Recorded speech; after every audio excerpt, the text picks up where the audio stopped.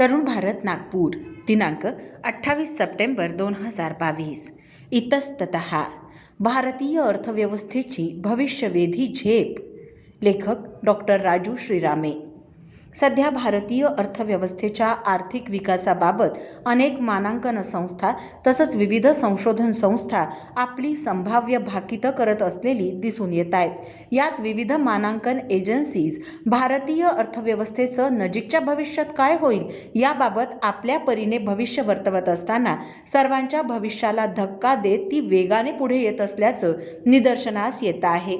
येणारा काळ हा मोठ्या प्रमाणात होणाऱ्या खरेदीचा असल्यामुळे याच भारतीय अर्थव्यवस्थेवर होणारा परिणाम हा सकारात्मकच होऊ शकेल यात कुठलीही शंका घेण्याचं कारण नाही. याबाबत देशाच्या आर्थिक विकास दराबाबत भारतीय रिझर्व्ह बँकेचे माजी गव्हर्नर डी सुब्बाराव यांनी आपलं मत व्यक्त करताना देशाची अर्थव्यवस्था वर्ष 2028-29 या आर्थिक वर्षापर्यंत 5 लाख कोटी डॉलर्सची होऊ शकते.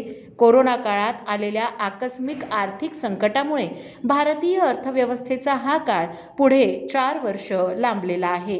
भारतीय अर्थव्यवस्थेबाबत आपलं भाकीत करीत असताना आपला भारतीय अर्थव्यवस्थेच्या गतिमानतेबद्दल विश्वास व्यक्त करताना भारतीय अर्थव्यवस्थेची योग्य दिशेने वाटचाल सुरू असल्याचं मत त्यांनी व्यक्त केलंय.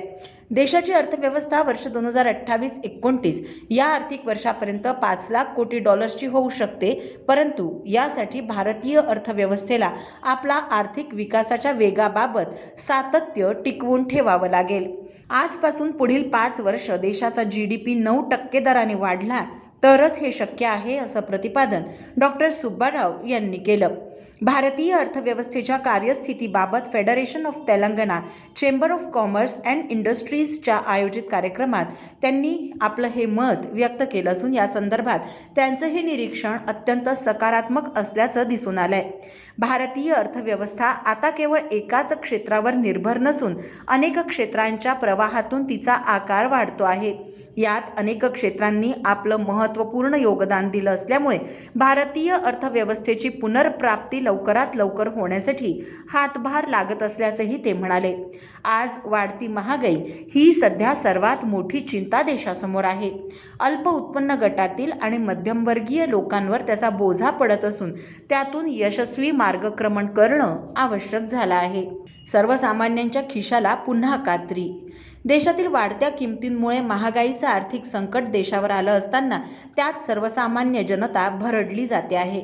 सध्या देशात तांदूळ टंचाईचं संकट निर्माण झालं असून अन्नधान्याच्या किमतीत दरवाढ होण्याची शक्यता जास्त प्रमाणात दिसून येते. अशा स्थितीत पंतप्रधान नरेंद्र मोदी यांनी पाहिलेलं 5 लाख कोटी डॉलरच्या अर्थव्यवस्थेचं स्वप्न वर्ष 2028-29 पर्यंत प्रत्यक्षात साकार होऊ शकेल. मात्र त्यासाठी देशाच्या ऊर्जा क्षेत्रात होणारी मोठ्या प्रमाणातील आयात आणि त्यापोटी होणारा खर्च हा नियंत्रणात ठेवून त्याला नवा पर्याय इलेक्ट्रिक वाहनांच्या माध्यमातून काही उपाययोजना केल्या तर यातूनही उत्पन्नाच्या इंधनावरील होणाऱ्या खर्चाच्या बचतीचे उपाय कमी येऊ शकतील.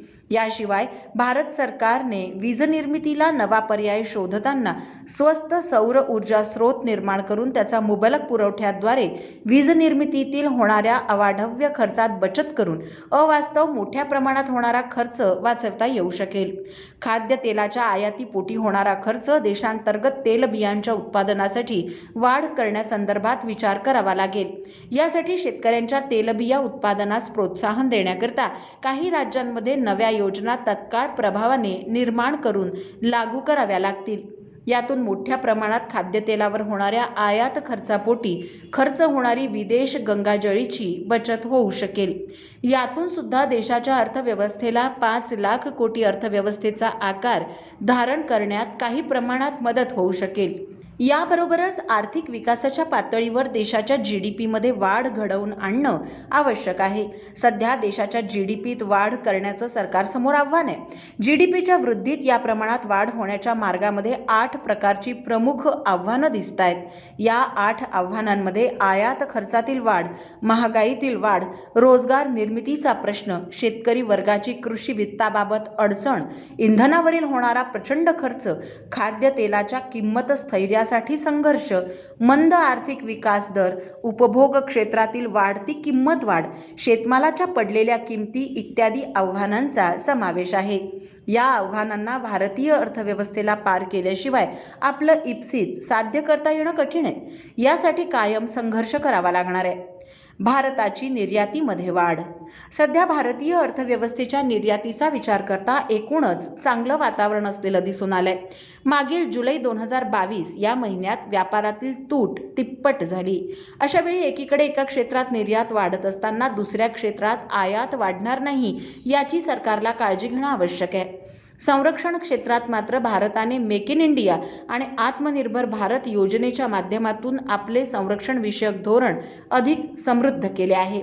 आज भारत 75 देशांना संरक्षण साहित्याची निर्यात करीत असून सध्या संरक्षण क्षेत्रात भारताची निर्यात मोठ्या प्रमाणात वाढली असल्याचं दिसून येतं. भारताच्या संरक्षणाच्या क्षेत्रात आत्मनिर्भर भारत योजनेला चांगले दिवस येत असल्याचं दिसून येत असून गेल्या 7 वर्षात 38,000 कोटींची संरक्षण विषयक साहित्याची निर्यात भारताने इतर देशांना केली आहे. संरक्षण क्षेत्रात भारताची कालपर्यंतची असलेली आयातदार देशापासून ते निर्यातदार देश अशी आपली आंतरराष्ट्रीय पटलावर स्वतःची स्वतंत्र ओळख निर्माण केली आहे. देशाच्या विकासासाठी केंद्र आणि राज्य यांच्यात परस्पर चांगले संबंध असणं आवश्यक असून पंतप्रधान नरेंद्र मोदी यांनी राज्यांना देण्यात येणाऱ्या केंद्रीय अनुदानाबद्दल वाद छेडलेला आहे. आज सर्वच प्रादेशिक आणि काही नाममात्र उरलेले राष्ट्रीय राजकीय पक्ष यामध्ये सहभागी झाले आहेत. हा संघर्ष दोघांसाठी चांगला नसून राज्य आणि केंद्राने हे लक्षात ठेवावं की कोणाहीकडे अतिरिक्त निधी उपलब्ध नाही. राज्यांना किंवा केंद्रशासित प्रदेशाला आयत्या वेळेस मदत लागलीच तर हाताशी ती अनुदानाच्या रूपाने उपलब्ध असते. अशा स्थितीत केंद्राकडून येणाऱ्या अनुदानाला अनावश्यक समजता येणार नाही. सर्वसामान्यांना दिलासा. सध्या देशातील महागाईचे दर घसरायला सुरुवात झाली असून ती ऑक्टोबरपर्यंत आटोक्यात येईल असे अंदाज आहेत. देशातील किरकोळ चलनवाढ ही 6.71% आली आहे.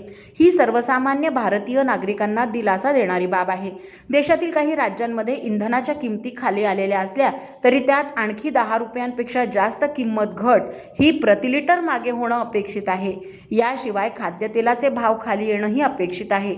आगामी काळात नागरिकांना मोफत देण्यासाठी नेमक्या कोणत्या गोष्टी आणि सेवा असाव्यात याबाबत आपल्याला फारच चोखंदळ राहावं लागणार आहे. याशिवाय पुढील काही क्षेत्रावर विशेष लक्ष द्यावं लागणार असून त्यात काही क्षेत्रांचा प्रामुख्याने समावेश आहे. त्यामध्ये देशांतर्गत गुंतवणूक वाढवणं, उत्पादन क्षमता सुधारणं, देशातील शिक्षणाचा दर्जा सुधारणं, देशातील खाजगी आणि सरकारी आरोग्य सेवांचा दर्जा उंचावणं, ग्रामीण आणि शहरी क्षेत्रात रोजगार निर्मिती करणं, कृषी उत्पादनात वाढ करणं, ढोबळ मानाने आर्थिक स्थैर्य राखणं आणि सर्वात महत्त्वाचं म्हणजे देशातील विविध क्षेत्रातील प्रशासनात सुधारणा करणं.